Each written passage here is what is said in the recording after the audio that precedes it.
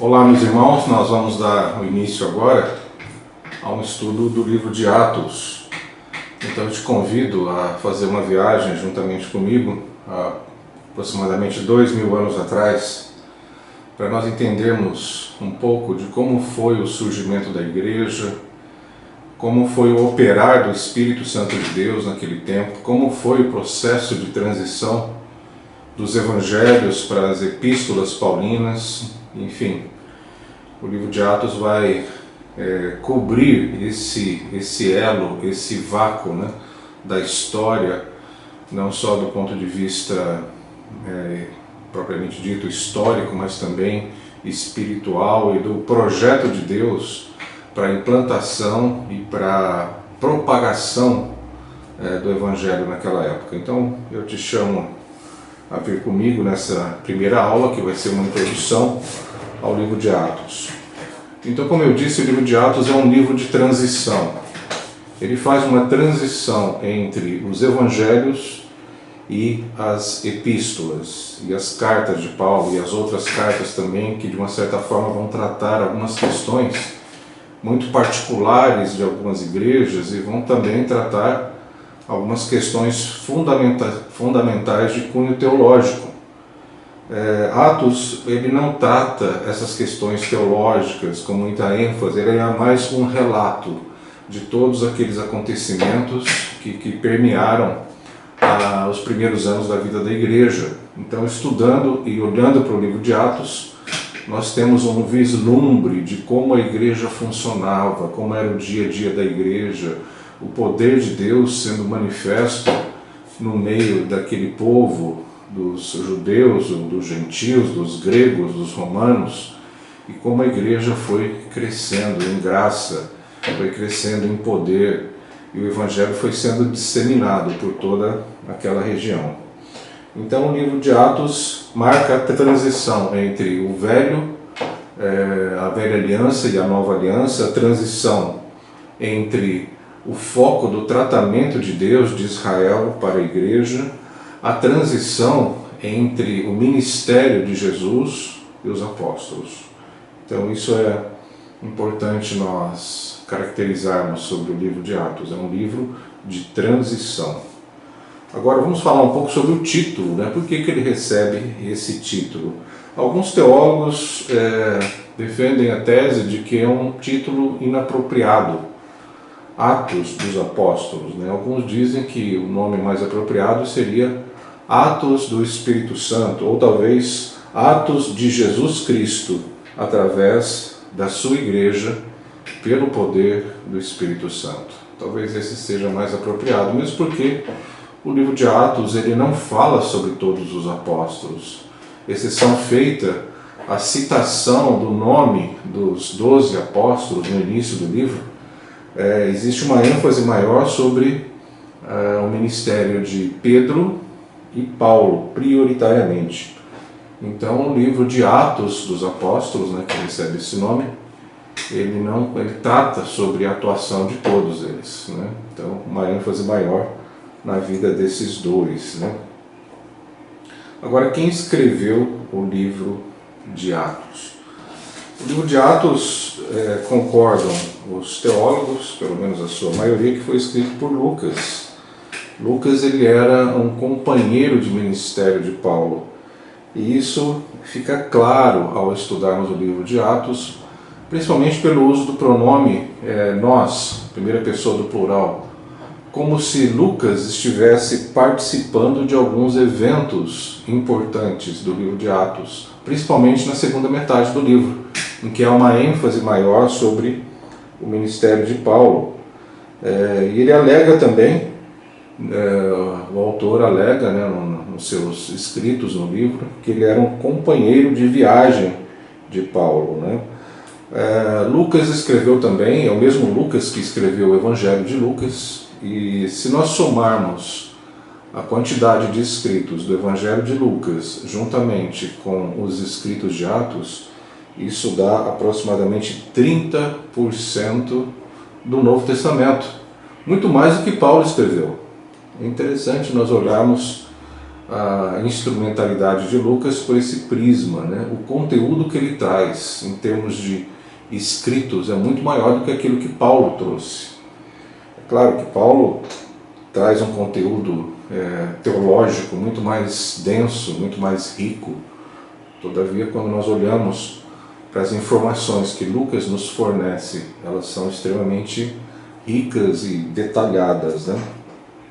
Então há um consenso de que foi escrito, né? E logo por Lucas, logo no primeiro verso, capítulo 1, verso 1 de Atos, isso fica claro. Escrevi o primeiro livro, ó Teófilo. Então, o escritor de Atos se refere ao primeiro livro que diz assim, relatando as coisas que Jesus começou a fazer e a ensinar. Então, logo de cara, Lucas abre o livro dizendo que houve um primeiro livro. E esse livro é nada mais, nada menos do que o próprio Evangelho de Lucas. E ele se refere também, lá no Evangelho de Lucas, a esse tal de Teófilo, usando até uma qualificação que ela era destinada somente às autoridades naquela época, né? Excelentíssimo Teófilo. Possivelmente Teófilo fosse um membro, talvez, importante dentro do Império Romano, né? Um gentil que se converteu, um romano que se converteu, um grego convertido.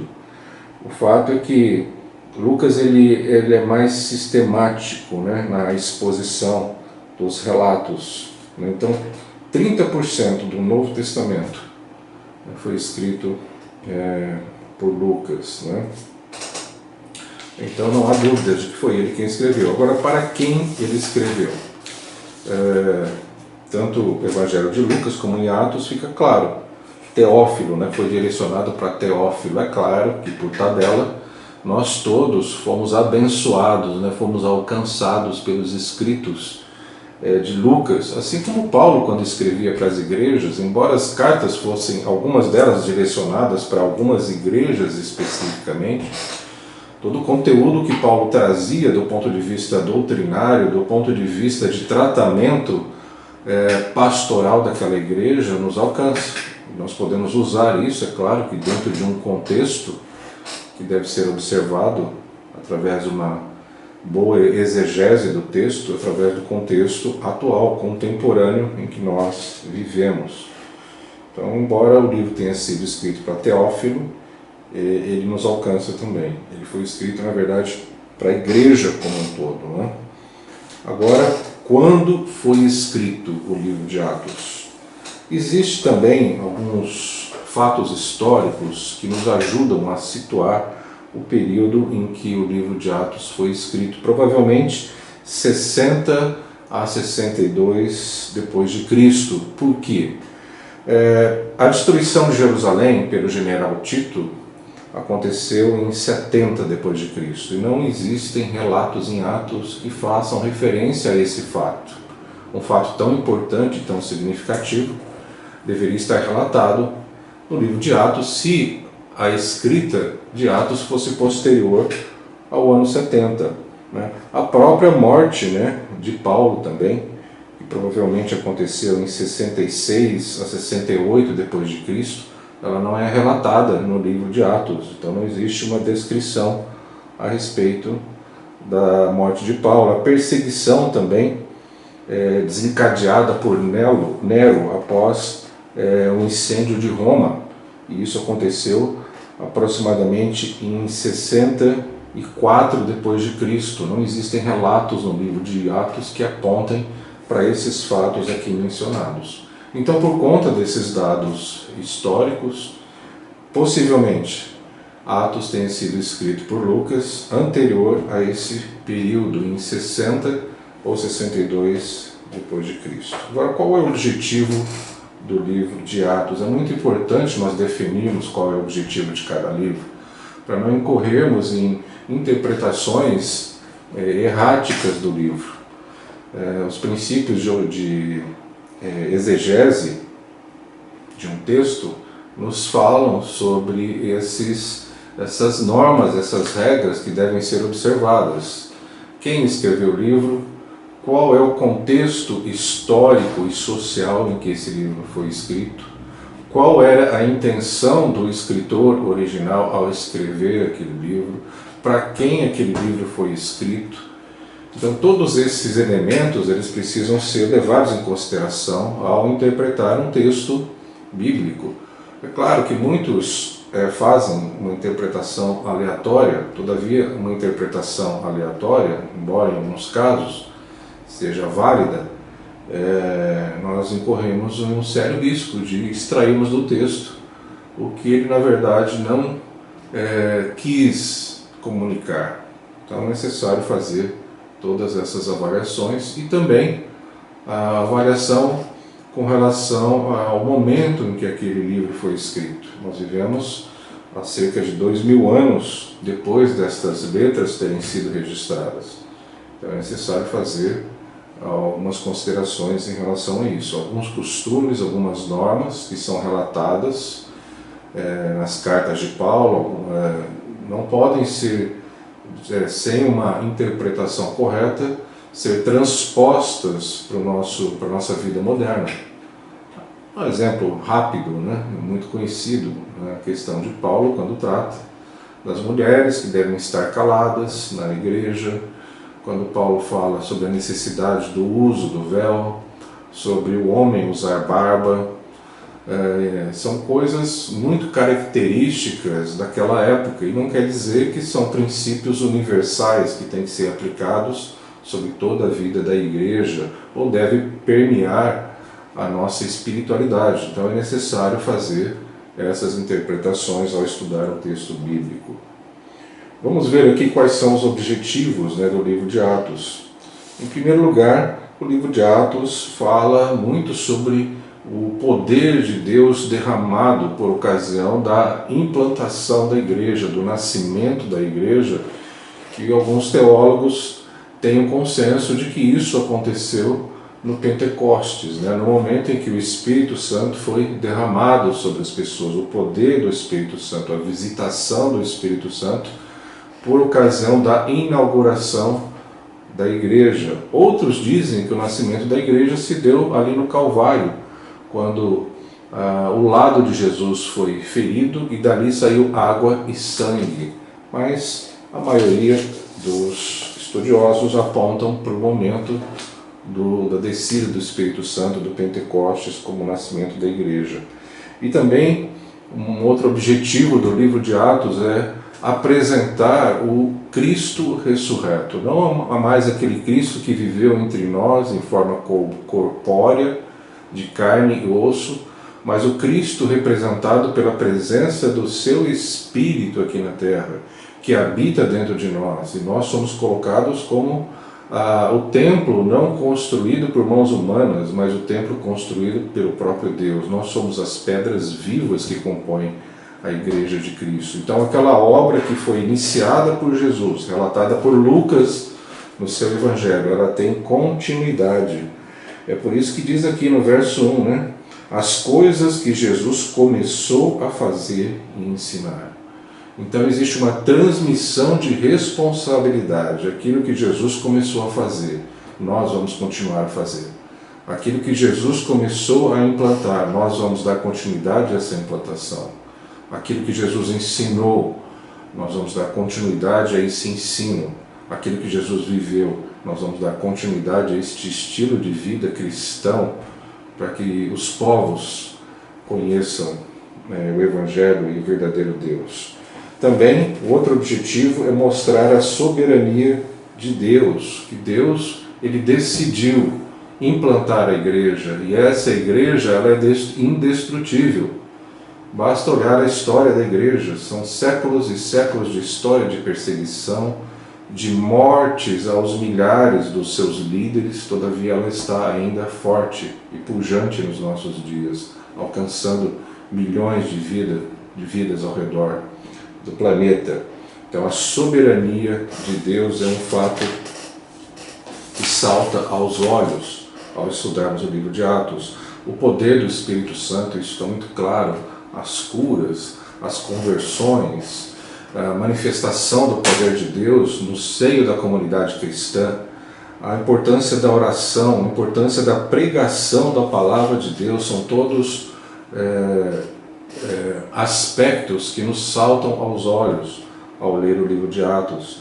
E nós vemos que o livro de Atos é um livro permeado por pregações. Nós temos as pregações de Pedro, que foram 8, temos os sermões também de Paulo, que foram vários também, de Estevão, um sermão bem extenso de Estevão, um pouco antes dele morrer, apedrejado, e também, por fim, Tiago também tem um sermão mais curto no livro de Atos. Então 25% do livro de Atos é composto por sermões, pela palavra de Deus sendo ministrada, sendo difundida, sendo ensinada com muito poder, e as pessoas são levadas à conversão, ao arrependimento dos seus pecados aos milhares, 3.000, 5.000, e a igreja então foi crescendo e se espalhando por toda aquela região.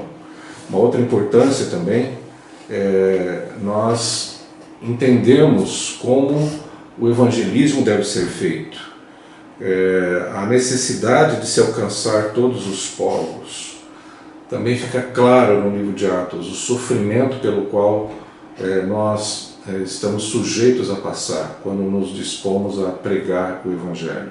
Talvez não aquele sofrimento de morte e perseguição que os nossos irmãos lá da igreja primitiva provaram, mas uma perseguição ideológica, uma perseguição emocional nos dias de hoje. É claro que existem alguns lugares do planeta em que os nossos amados irmãos estão sendo perseguidos e mortos, mas no mundo ocidental, onde há liberdade de expressão, se configura um outro tipo de perseguição. E é claro, haverá um dia em que essa perseguição será mais acirrada. O livro de Apocalipse fala sobre isso, A igreja vai provavelmente viver talvez o início dessa grande perseguição que vai se levantar sobre a noiva do Cordeiro aqui na Terra. Uma outra importância é como nós podemos ter conhecimento da organização da igreja, como ela funcionava, a forma singela e simples com que eles se reuniam. É claro que hoje, olhando para algumas igrejas contemporâneas, nós percebemos uma certa estrutura, uma certa complexidade eclesiástica. Todavia não foi isso que foi difundido por Jesus ali, através da inspiração do Espírito Santo no livro de Atos. Nós vemos muita simplicidade. Claro que com o passar dos anos os homens foram incrementando coisas humanas, agregando coisas humanas à igreja, e ela se tornou de uma certa forma lenta, paquidérmica. Todavia Deus tem feito um trabalho de resgate disso ao longo dos anos. Nós vemos ventos de avivamento alcançando a igreja, o avivamento no país de Gales, no início do século passado, a rua Azusa, lá nos Estados Unidos. Muitos homens de Deus foram levantados, promovendo grandes avivamentos e restauração de verdades que haviam sido perdidas ao longo dos séculos pela igreja. Então, isso Deus tem feito ao longo dos anos. Mas nós vemos ali uma igreja muito simples, baseada na doutrina dos apóstolos, que nada mais é do que a palavra de Deus, na comunhão, no partir do pão e nas orações. São alguns pilares, alguns fundamentos muito simples e objetivos, sobre os quais a vida da igreja se assentava.